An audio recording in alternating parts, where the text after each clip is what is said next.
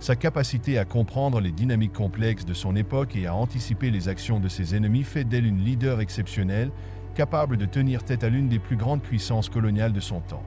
En 1621, face à l'aggravation des tensions avec les Portugais, le frère de Nzinga, Ngolamband, alors roi du Ndongo, décide de recourir à la diplomatie pour essayer d'apaiser la situation. Il envoie sa sœur Nzinga à Luanda, la capitale coloniale portugaise, comme négociatrice principale lors d'une conférence de paix avec le gouverneur portugais João Correia de Sousa. Ce choix n'est pas anodin. Nzinga est reconnue pour sa maîtrise de la langue portugaise, son intelligence politique et ses talents d'oratrice. Contrairement à d'autres émissaires africains, elle connaît parfaitement les usages et les coutumes des Européens, ce qui lui permet d'interagir d'égal à égal avec les représentants portugais.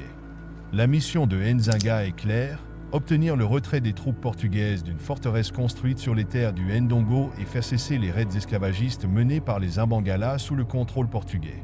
Cette conférence est cruciale, car l'avenir du royaume de Ndongo en dépend.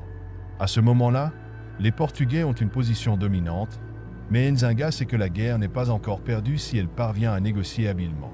Lors de cette conférence de paix, un incident symbolique survient, marquant à jamais l'histoire de Nzinga et renforçant son image de souveraine fière et déterminée. Selon les récits, lorsqu'Nzinga arrive à la rencontre avec le gouverneur portugais, celui-ci lui propose de s'asseoir sur une natte posée à même le sol, une posture réservée aux subordonnés dans les coutumes locales et portugaises. Le gouverneur, en agissant ainsi, cherche à établir sa supériorité symbolique sur Nzinga et, par extension, sur le royaume de Ndongo. Refusant cette humiliation, Nzinga ordonne à l'une de ses esclaves de se mettre à genoux et s'assied sur son dos, créant ainsi un trône improvisé. Ce geste fort montre que Nzinga n'acceptera jamais de se positionner en inférieur dans les négociations avec les Portugais. Cet épisode, souvent raconté dans les récits historiques, illustre la dignité et l'ingéniosité de Nzinga qui parvient à s'affirmer face à une puissance coloniale.